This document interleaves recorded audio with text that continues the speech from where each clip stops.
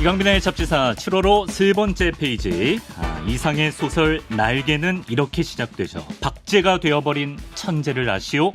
예, 매주 잡지사 유튜브에 박제되고 있는 천재 작가, 숭실사이버대 환경안전공학과 교수로도 활동하고 계신 곽지식 작가와 함께합니다. 어서 오세요. 안녕하세요, 곽지식입니다. 그리고 오늘도 역시 모니터에 진짜 박제가 되어 있는 또 다른 천재, 예, 우리 또 박광일 작가와도 함께하고 있습니다. 아, 진짜 박제가 돼서 계속 이 자리에 예, 계시군요. 이번 주 내내 지금 박제가 된 상태로 세종대 왕치 특기를 쓰는 바람에 약속을 지키시는 우승을 했죠. 훌륭한 방송입니다. 예, 그렇습니다.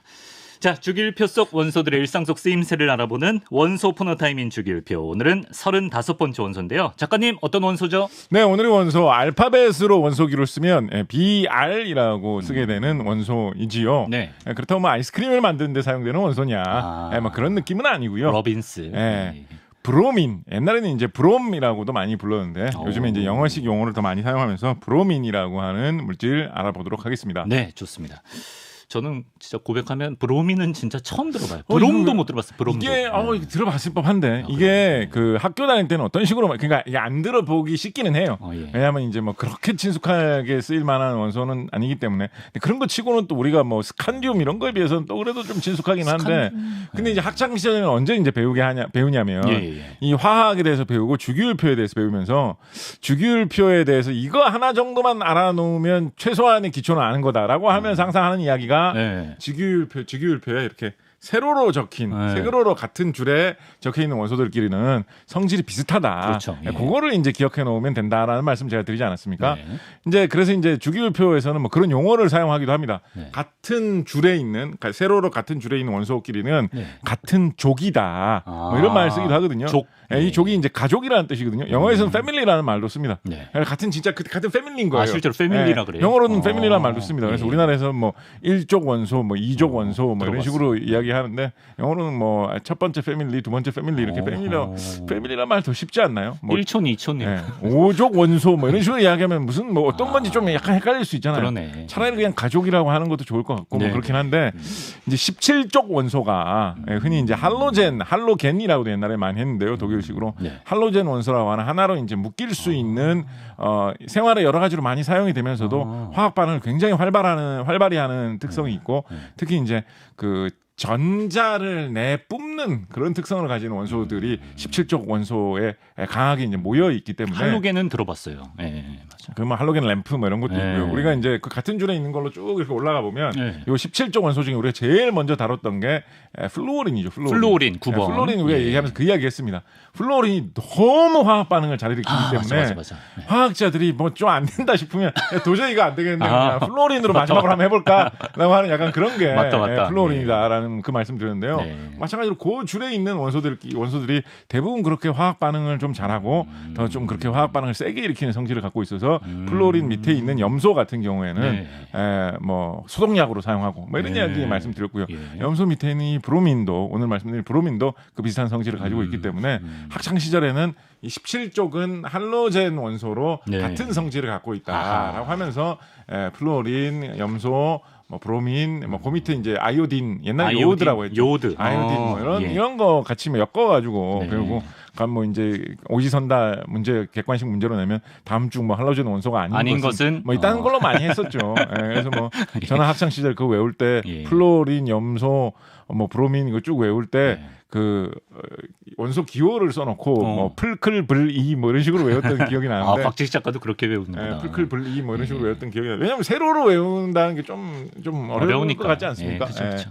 그래서 그렇습니다. 화학에 관심이 있었다면 들어보긴 했을 법도 한데 제가 또 화학에 관심이 그때는 많이 없었기 때문에 지금은 누구보다 왕성하다 이렇게 말씀을 드리고요. 그렇습니다. 근데 사실은 우리가 다 특히 이제 우리 좀 스칸디움 이후로 약간 험난한 길 거쳐올 때 좀 생소한 원소들을 다뤘던 그런 것들에 비하면 사실은 브로민만 해도 일상생활 여기저기에 그렇습니까? 굉장히 많이 쓰이고 있는 원소다 말씀드릴 수 있겠습니다. 네, 원고 보니까 진짜 일상 속에 있었네요. 우리가 먹는 라면의 국물 맛을 내는데도 브로민이 관련이 있나요? 국물 맛을 낸다라고 하면 약간 어폐는 있습니다. 그래요? 그렇지만은 분명히 들어있다라는 이야기는 해볼 수는 있습니다.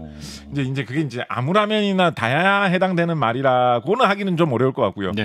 라면 중에 진짜 우리나라 라면 정말 많이 먹는 나라지 않습니까? 그럼요. 예. 우리나라가 한때는 정말 국민들이 1인당 그 인스턴트 라면 소비량이 압도적인 세계 1위던 시절이 있었는데 요즘에는 뭐 베트남이나 인도네시아 같은 나라에서 많이 라면 먹어. 굉장히 많이 먹고 예. 있어가지고 약간 좀 따라잡혔는데 예. 그래서 아직도 뭐 세계 2, 3위 뭐 이렇게는 하고 있습니다. 예. 라면의 민족인데요. 네.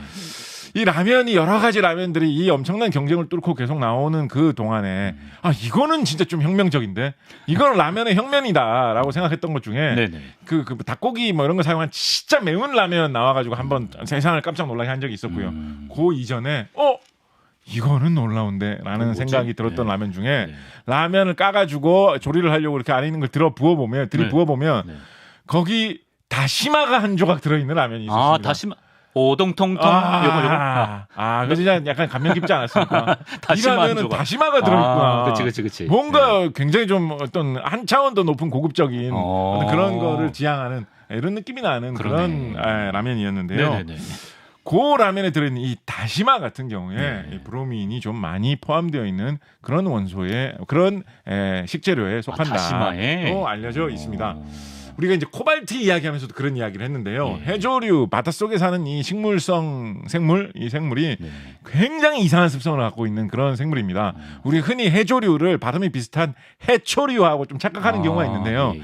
해초는 말 그대로 이제 바다에 사는 그냥 식물이거든요. 그래서 여러 가지 생활이나 습성이나 모양이나 이런 게 뭐 뿌리, 줄기, 잎 있고 뭐 식물하고 우리가 흔히 생각하는 식물하고 비슷합니다. 예. 그렇지만 해조류는 식물하고는 정말 많이 다릅니다. 예. 해조류는 그냥 식물이라고 하기에는 약간 이끼나 버섯하다고 하고 뭐 이끼도 뭐 넓게 보면 식물이지만 그냥 일반적인 식물보다는 이끼나 버섯하고도 닮은 점이 있지 않나 싶을 정도로 굉장히 이상한 방식의 어떻게 보면 약간 동물스럽기도 한 그래요. 아주 이상한 모양은 겉보기의 모양은 뭐 나름대로 그냥 풀처럼 생겼는데 네. 사실은 그 세포의 구조라든가 생활의 습성을 보면 식물하고는 아주 큰 차이가 있는 아주 이상한 생물이거든요. 사실 미역 이런 애들이 해주는 미역, 거죠. 김, 다시마 이런 것들 예. 해조류라고 하는 것들이요. 예. 이런 것들 굉장히 특이한 그런 생물들인데 그렇기 때문에 바닷속에서 뭐 이상한 물질을 뭐 내뿜고 빨아먹고 이런 거를 좀 자주 하는 것 같습니다. 예. 그래서 우리가 김 이야기하면서 김에는 의외로 코발트가 좀 들어있다 이런 얘기 했던 적이 있었고요. 네. 그리고 이 다시마 같은 경우에는 이 브로민이 다른 해조류에도 좀 들어있어요. 여기저기에. 근데 다시마가 좀 많이 들어있는 편입니다. 그래요? 게 중에서도. 네.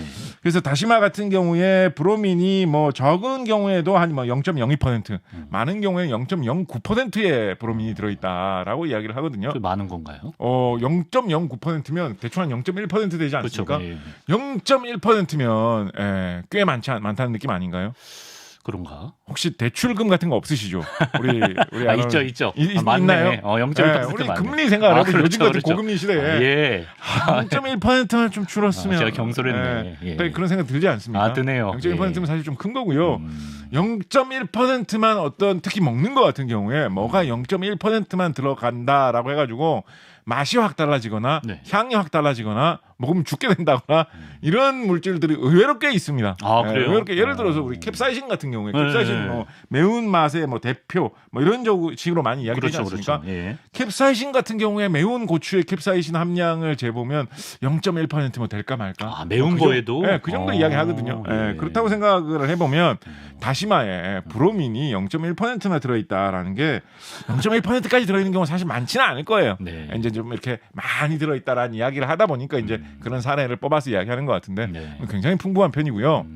네. 이제 오해를 바로 잡기 위해서 말씀을 드리면 오해. 예. 아까 뭐 재밌게 쉽게 이야기를 하면 네. 브로민이 풍부한 다시마가 라면 국물 맛에 혁명을 가져왔다라고 이야기할 수 있긴 한데 네네네. 사실은 네. 우리 이제 모든 음식을 맛있게 해줄 수 있는 어떤 마법의 가루로 MSG라는 물질이 있지 않습니까? 그렇죠. 네. 라면 스프. MSG에 이거 처음으로 발견하신 분이 이제 일본 과학자시거든요. 이분이 이제 MSG 발견했던 경위에 대해서 일본에서는 이것을 일본이 세상에 기여한 무슨 뭐 10대 발명품 뭐 이런 식으로 해가지고 어떤 일본인의 위대한 업적으로 막 되게 많이 이야기하고 있습니다. 그때 곽재식의 맛 할 때 감칠맛 그분인가요? 그렇습니다. 감칠맛. 그래서 그런 이야기 쭉 읽어보면 이분이 이거 MSG 발견할 때 어떻게 발견을 했냐라고 하면 그 이제 부인이 무슨 이렇게 국 끓여주는 그런 거를 먹어보다가 예.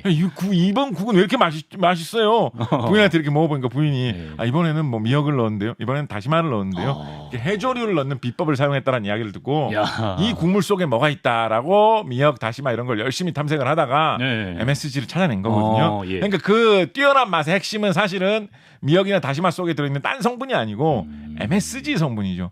MSG 성분은 그냥 단백질 계통의 그런 성분이기 때문에 사실은 브로민하고는 브로민이 브로민하고는 좌우하는 게 아니구나. 별 큰 상관없는데 예. 그래도 브로민도 0.1%나 들어있는 이상 그렇지. 뭔가 약간은 네. 조금은 오동통 라면 먹으면 브로민 어쨌든 먹는 거. 어쨌건 먹긴 하는 먹는 거거든요. 거지. 그러니까 조금은 뭔가 기여를 하는 것이 있지 않겠느냐. 예. 그 정도 이야기를 하는 게 정직하고 과학적인 이야기다. 해볼 수 있겠습니다. 알겠습니다.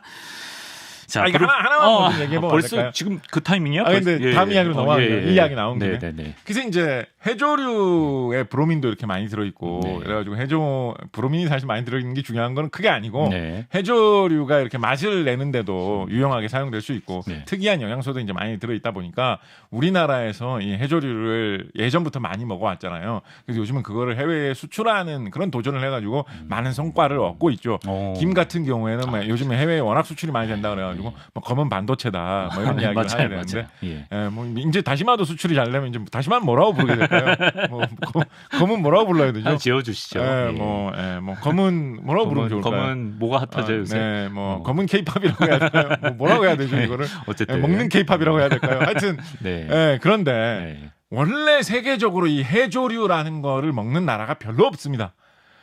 미국 영화나 뭐 이런 걸 보면 해조류라고 하면 뭔가 맛없는 음식의 대표 해조류를 먹으면 으액한다 뭐 약간 이런 걸로 되게 많이 나올 정도거든요.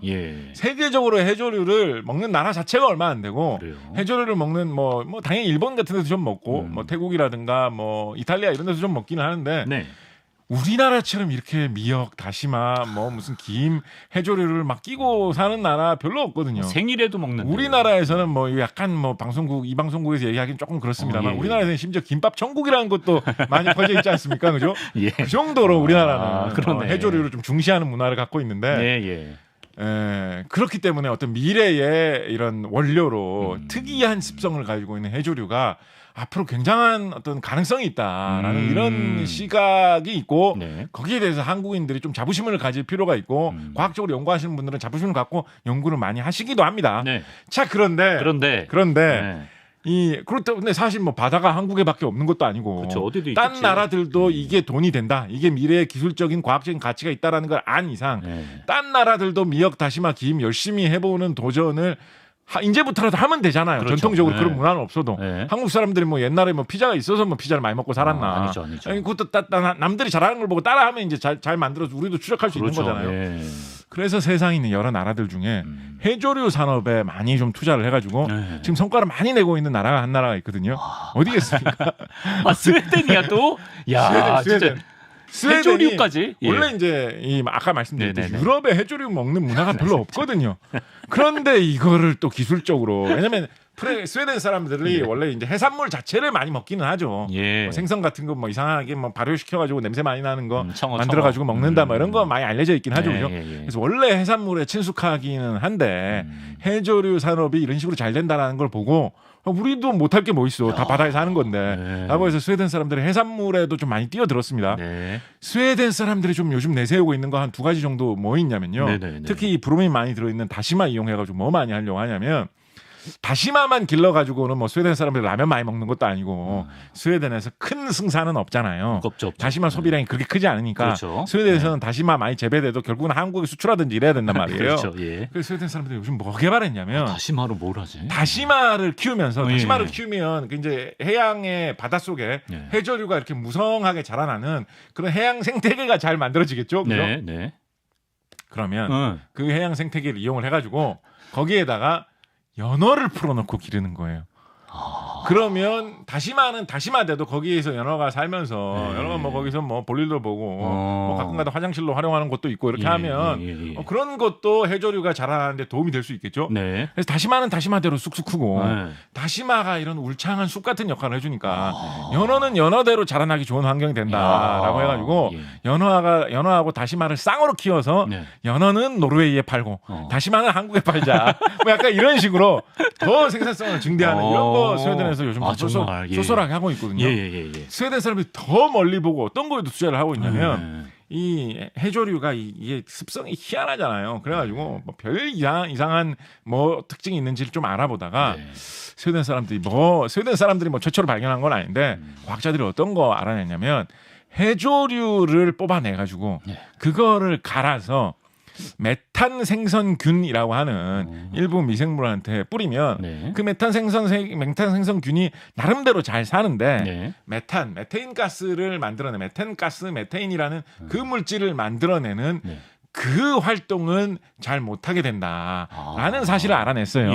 근데 이제 뭐 메탄가스 그거 뭐 많이 생산 안 되는 게 뭐 그렇게 중요한가라고 생각할 수가 있죠. 환경에 좋지 않나. 왜냐하면 오히려 우리나라에 뭐 쓰레기 매립지나 이런 데서는 쓰레기를 푹 섞여가지고 거기서 메탄가스, 메테인이 많이 생성이 되면 그걸 뽑아가지고 이 메탄가스, 메테인이 도시가스의 주성분이거든요. 그렇구나. 그래서 그거를 난방용 연료로 활용을 오히려 하거든요. 그래서 이제 그런 세균들이 쓰레기 같은 거 이런 거를 분해를 하면서 미생물들이 쓰레기 같은 걸 분해하면서 메테인, 메탄가스를 많이 만들어내면 기본적으로 그거를 수거해 가지고 연료로 쓸 수 있기 때문에 사실은 좋은 겁니다. 그런데 이 스웨덴 사람들은 오히려 그거를 죽여주는 거를 그러니까 완전히 죽이는 건 아니에요. 또 그 세균을 아예 뭐 소독해서 박멸해서 없애는 건 아니에요. 나름대로 잘 살아요. 근데 메테인 뿜어내는 작용만 저해시키는 그런 쓸데없는 거를 해조류를 키워가지고 할 수 있다는 사실을 발견해놓고 그거를 또 산업화해가지고 대량으로 할 계획을 갖고 있거든요. 도시가스 안 쓰나 그 나라? 이거를 도대체 왜 하느냐? 이걸 왜 하느냐? 참 이 스웨덴 사람들 진짜 대단하신 분들인데 이걸 왜 하느냐? 이거를 소한테 먹일 생각을 하고 있습니다. 소한테. 왜냐하면 그 우리 오다가다 이 얘기 한번 한 적 있죠. 소가 원래 사람은 풀 먹으면 소화 잘 안 되잖아요. 근데 소는 풀 먹어도 소화시킬 수 있는 이유가 소의 뱃속에서 되새김질을 하면서 오랜 시간 동안 그 풀을 자기 대신에 분해해 줄 수 있는 그런 미생물들을 기르면서 살기 때문에 걔네들을 활용해 가지고 풀을 분해해 가지고 그 영양소를 쏙쏙 빨아먹고 그래서 풀만 뜯어 먹어도 그렇게 통통하게 큰 몸집으로 소는 잘 자라나는 것이다라는 말씀을 드렸는데요. 그 미생물들 중에 상당수를 차지하는 게 바로 이 메탄 생성균이라는 이 미생물들입니다. 그러니까 소가 그런 식으로 밥 먹으면서 살다가 보면 자연스럽게 뱃속에서 이 메테인이 점점 생겨나게 되는 것이고 소가 트림을 할 때라든가 이럴 때 그 메테인이 바깥으로 이제 빠져나오게 되는 거거든요. 이거는 뭐 소한테 무슨 뭐 호흡기 같은 걸 씌워가지고 안 되죠. 그걸 막 따로 뽑아낼 수가 없잖아요. 말목자른 김유신급. 그래가지고 그냥 공기 중으로 이거 다 날아가는 거거든요. 그래서 이 메테인이 공기 중으로 날아가면 온실 효과를 뭐 많게 보면 뭐 이산화탄소보다 20배 그 이상 많이 일으킬 수 있다라고 보고 있습니다. 그래서 기후 변화에 상당한 문제가 된다. 소 한 마리 기르는 게 차 한 대 타고 다니는 거나 비슷할 정도다라는 이야기를 많이 하고 있거든요. 그래서 이거를 가지고 말들이 많이 있습니다. 뭐 소를 앞으로 뭐 좀 덜 길러야 된다 이런 말도 하는 사람도 있을 정도로.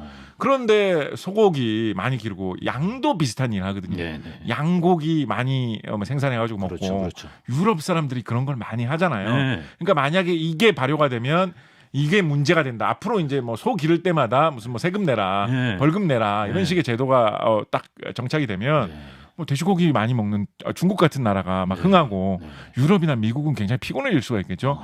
그래서 이거를 어떤 식으로든지 줄이는 게 필요한데 스웨덴 사람들이 생각도 못했던 해조류를 잘 길러가지고 그거를 갈아서 사료에 섞어가지고 소한테 같이 먹이면 소 뱃속에 있는 이 메탄 생성균이 나름대로 잘 활동해가지고 소화는 어느 정도 도와주면서 메탄을 뿜어내는 그 일만 안 하게 된다라고 해가지고 요거를 지금 상품화를 열심히 하고 있거든요.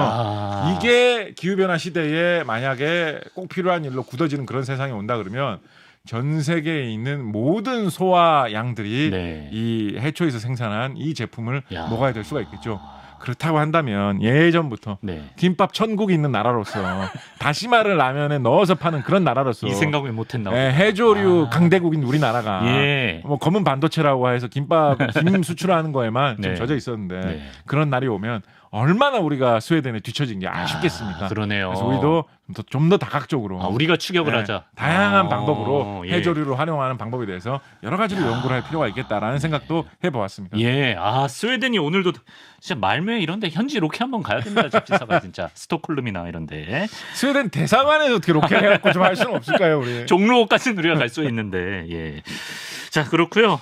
시간이 많이 지났는데. 벌써 그렇고요. 큰일 났네 이거. 어떻게 뭐 이야기 별로 많이 하지도 갈까요? 않았는데. 쓰임새로 갈 거야 아니면 뭐 발명한 계기를 쓰임새를 하죠, 쓰임새. 네. 발명한 건 브로민 말 뜻은 네. 브로모스, 그리스어에서 아마 온 말인 걸로 알고 있습니다. 냄새 많이 난다는 뜻이고요. 네. 다 염소, 플로린 이런 거 다 코에 닿으면 굉장히 자극적인 화학 반응을 일으키는 화학 반응을 잘 일으키는 물질이기 때문에 코에서도 화학 반응을 많이 일으켜가지고 신경을 많이 자극하니까 지독한 냄새가 나고 그래서 이제 브로모스 냄새 나는 물질이다라고 해서 이제 브로민이라는 말이 탄생을 한 것입니다. 네.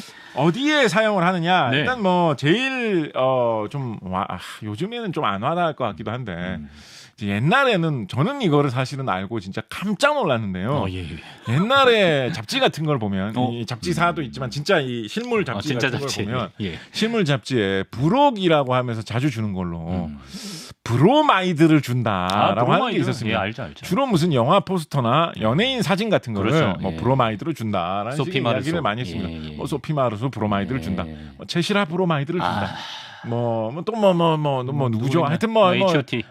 80, 90년대에 예. 유명했던 그런 가수들이 있으면 브로마이드를 준다라는 이야기를 많이 했습니다. 그렇죠. 저는 처음에 그 말을 듣고 브로마이드가 뭐야?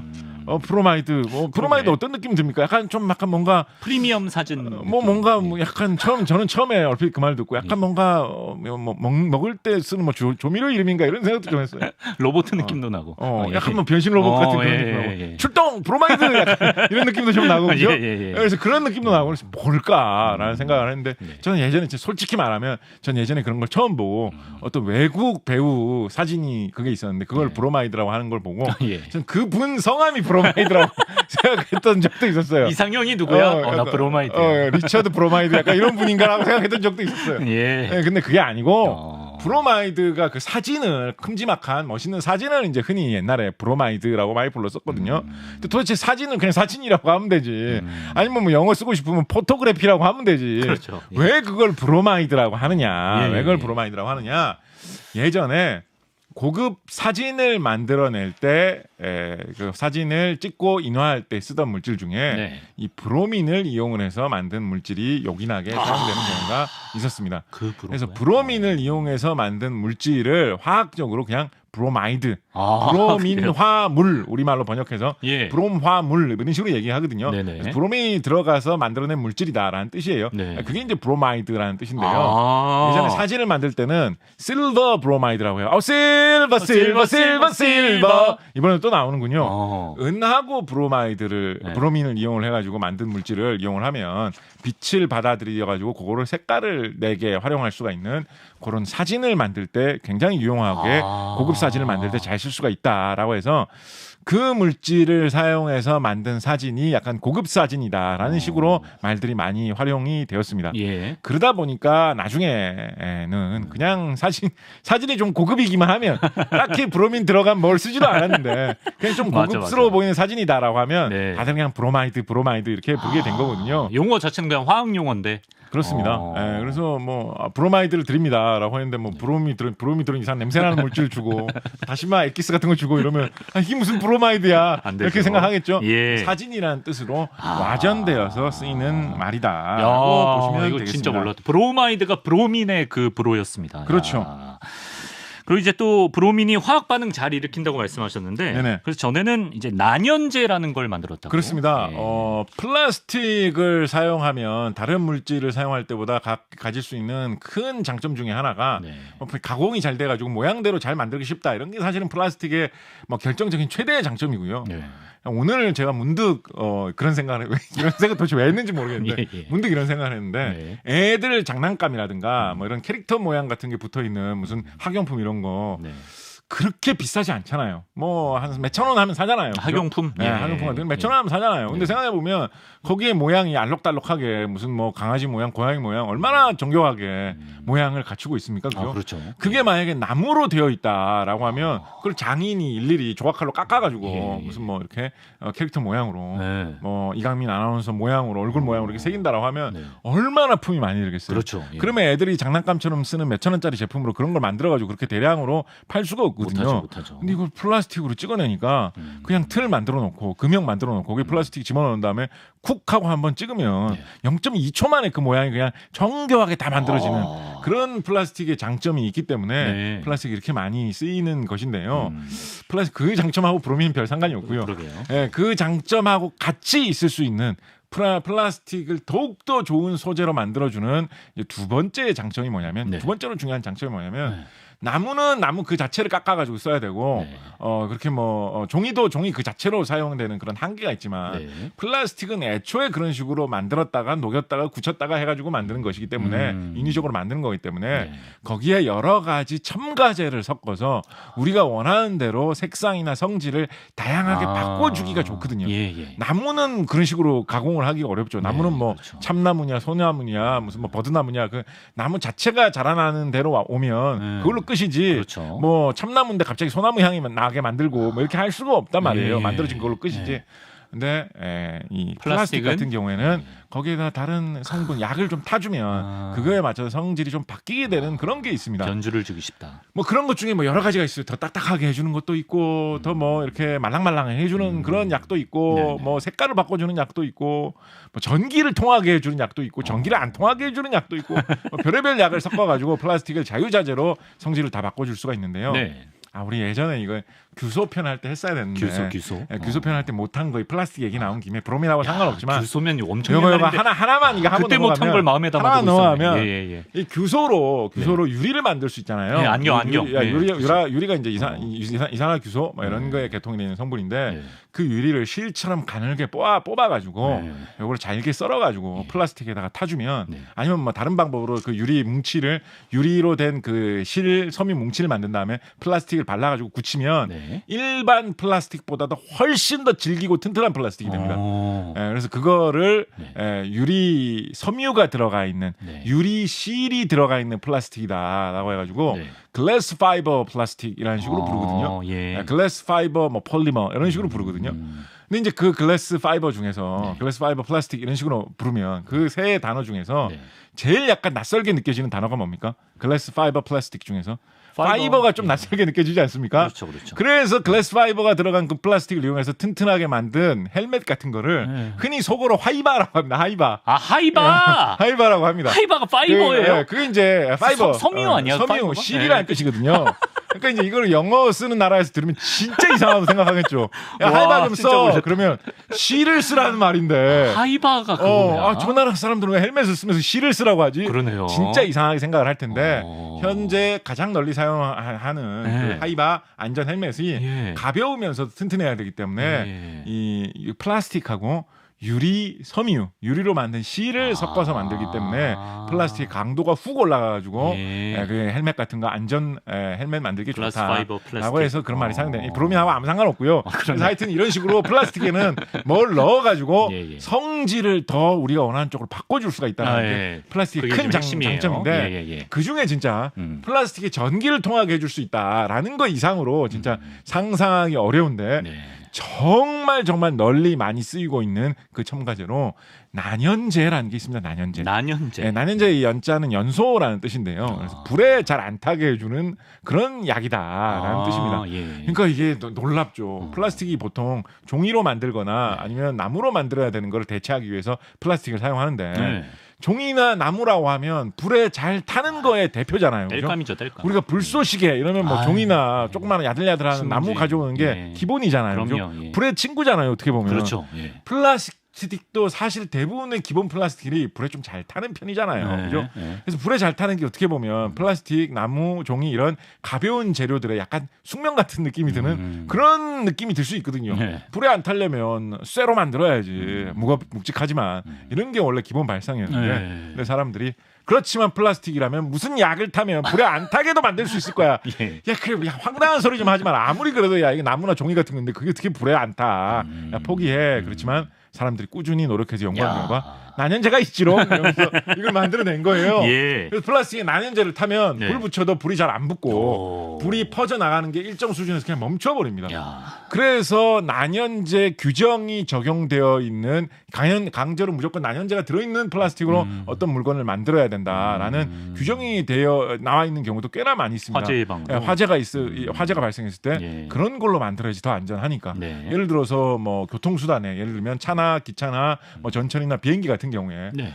우리는 아주 고급스러운 그런 승차감과 분위기를 내기 위해서 네. 모든 이런 의자를 다 원목으로 다 만들었습니다. 뭐 이런 거 한번 하는 사람들이 있을 법하지 않겠습니까, 그죠? 예. 근데 이런 경우에 만약에 잘못해서 충돌할 경우에 화재가 생기면 큰일 나지. 불이 번져가지고 삽시간에 피해가 더 커질 수가 있잖아요. 네, 네. 그렇기 때문에 이럴 때는 아무리 그게 멋있어 보이더라도 불에 잘 안 타는 재료로 해야 된다라는 규정이 적용되어 있는 경우가 많이 있거든요. 네. 근데 그렇게 하면 그럼 다 쇠로 만들어야 되나? 근데 쇠로 만들면 폭신하지도 않고 그렇죠. 차가운 느낌 들고 사람들이 좀 무겁고. 싫어할 수 있잖아요. 예. 무겁고 연비도 안 나올 텐데. 네. 그러니까 사람들이 플라스틱 재료로 만들면서 거기에 난연제만 타면 가능할 텐데라는 생각을 해가지고 실제로 그래서 난연제 든 플라스틱으로 뭐 그런 그 지하철 의자? 자동차나 지하철 기차에 들어가는 그런 내외 장재라든가 아니면 뭐 건축용으로 사용되는 벽지로 사용하는 도구 뭐 이런 것들 뭐 단열재 뭐 이런데 플라스틱 사용할 때 난연제 첨가하는 경우가 굉장히 많습니다.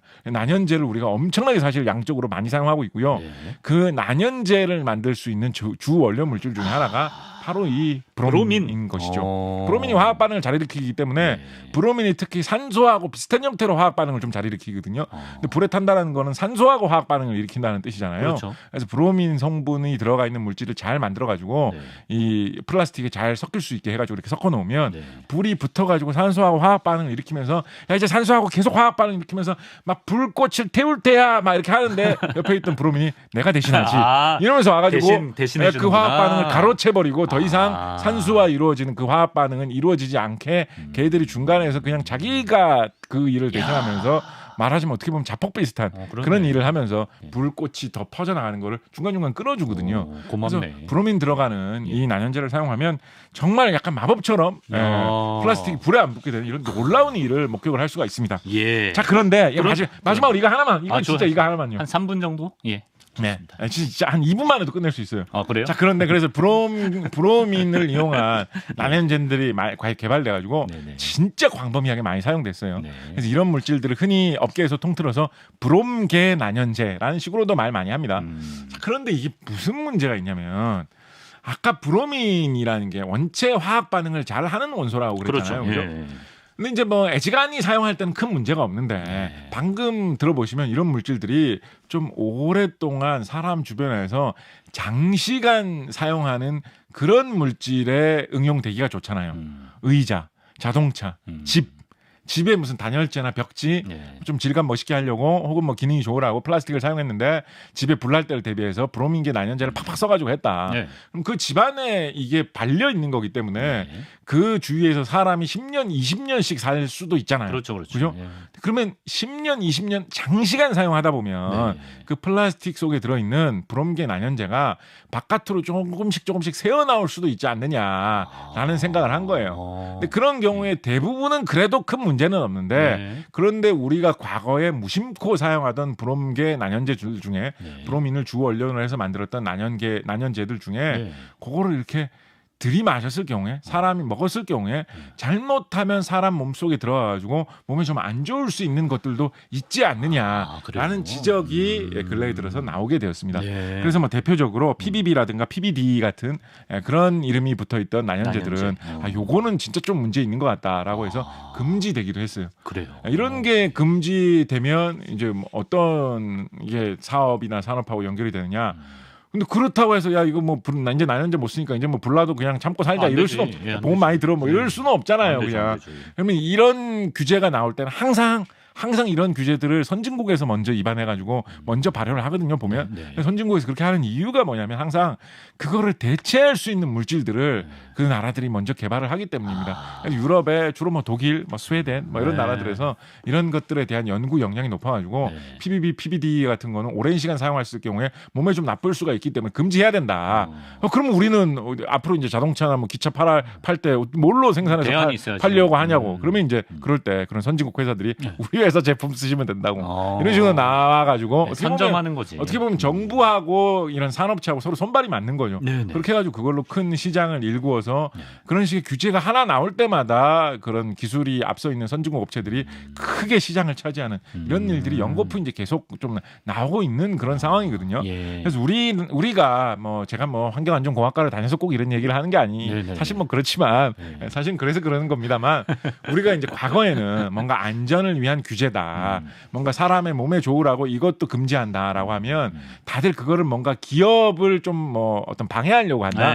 기업이 돈 벌려고 하는 행위에 어떤 뭐 제약을 가하기 위해서 정부가 기업이 좀 싸우는 듯한 서로 대립하는 어조로 이런 규제에 대해서 많이 이야기를 했는데 지금 선진국들이 하고 있는 거, 선진국들이 브로민을 이용한 난연제에서 하고 있는 일들을 보면 기업과 정부가 그런 안전 규제에서 서로 손을 잡고 갑니다.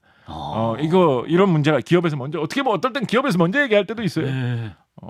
우리 회사에서 연구를 해봤는데 지금 시중에 통용되고 있는 난연제들은 약간 문제가 있는 제품들이 있는 것 같다. 미래가 불투명하다. 그거를 금지해달라.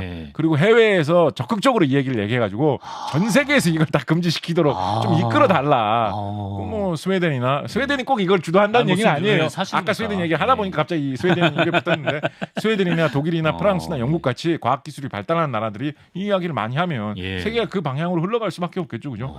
그런 상황에서 그 이야기를 제기한 그 기업체는 그걸 대체할 수 있는 물질을 팔기 위해서 만반의 준비를 하고 기다리고 있거든요. 그래서 선진국으로 갈수록 이런 안전이나 건강에 대한 규제들이 사실은 산업을 발전시키고 경제를 성장하기 위한 동력으로 활용이 되면서 같이 가는 경우가 많이 있습니다. 이런 게 계속 발전하면 발전할수록 기업은 기업대로 돈을 벌고 사람은 사람대로 더 건강하고 더 안전하게 살 수가 있으니까 뭐 얼마나 더 좋은 꼭 먹고 알 먹고입니까? 그래서 환경 문제나 이런 건강에 관한 문제들이 경제적으로 산업적으로 많이 활용되는 시대가 된지 이미 좀 됐고 그거를 잘 나타내 줄 수 있는 원소가 브로민이기도 하다라는 말씀도 3분 만에 끝내기로 해놓고 진짜 중요한 얘기 해주셨는데 많이 말씀드렸군요. 굳이 제가 3분 드린다니까 2분도 안 걸린다 그래놓고 5분을 말씀하시는 건 이거 뭐죠? 죄송합니다. 그렇게 되었군요. 요마시죠. 요마시죠. 벌써 이렇게 시간이 지난지 어떻게 알았겠습니까? 자, 오늘은 이렇게 35번째 원소 브로민의 일상 속 쓰임새에 대해서 또 재미있게 알아봤습니다. 곽실작가님 오늘도 말씀 고맙습니다. 감사합니다.